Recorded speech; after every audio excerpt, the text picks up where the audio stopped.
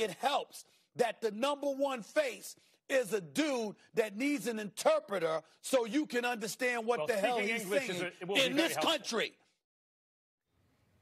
That was ESPN host Stephen A. Smith facing backlash now after criticizing MLB's latest superstar, Shohei Ohtani of the Los Angeles Angels. Ohtani has become an overnight success, becoming baseball's most successful two-way player in decades, and many criticized Stephen A. Smith for his comments about Ohtani, who is from Japan and prefers to speak to the press in his native language.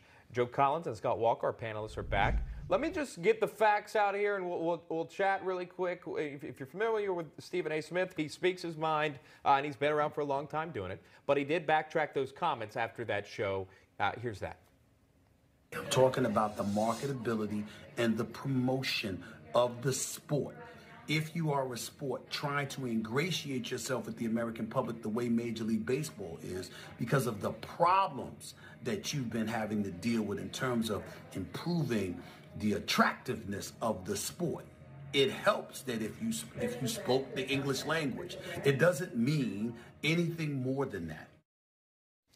He went on to issue a written apology saying, quote, "As I'm watching things unfold, let me say that I never intended to offend any community, particularly the Asian community, and especially Ohtani himself. As an African-American, keenly aware of the damage stereotyping has done to many in this country, it should have elevated my sensitivities even more. Based on my words, I failed in that regard, and it's on me and me alone."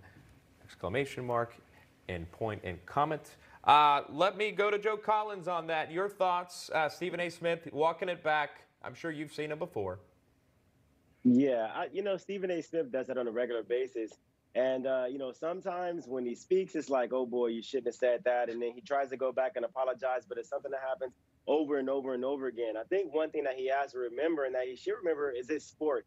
You're going to get players that are really good. They're going to come out of nowhere. Then the next couple of months, they're going to be somebody else. So let that young man have his shine. It doesn't matter what language he speaks to the press. If he feels comfortable speaking in Japanese, speak it. Maybe his English isn't that good, but he's a hell of a player, and he should get all the kudos that he deserves.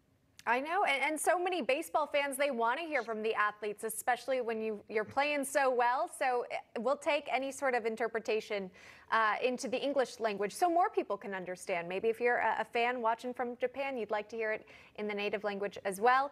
Scott Walker, I got to admit, I don't follow as many sports-related stories unless they somehow make their way into the news cycle. Is there a lesson here that we can all take away maybe from how this initial comments came out and then also the apology?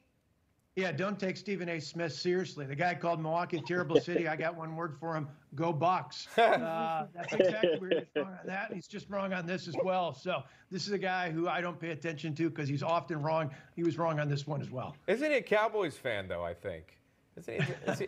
He's wrong on that. Go Packers. I knew you'd say that.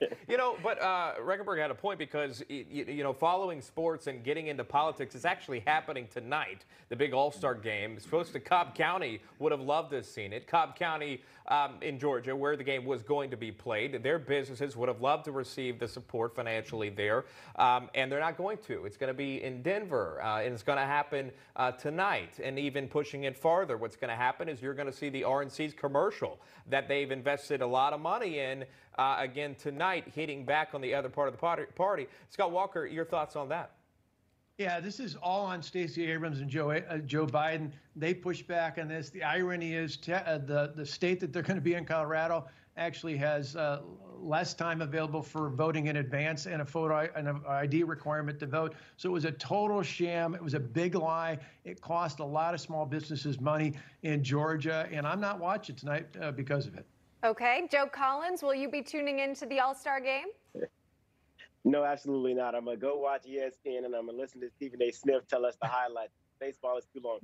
Okay. Yeah. All right. Well, sometimes I feel like this show's kind of long, but we appreciate everyone and our panelists sticking through it with us.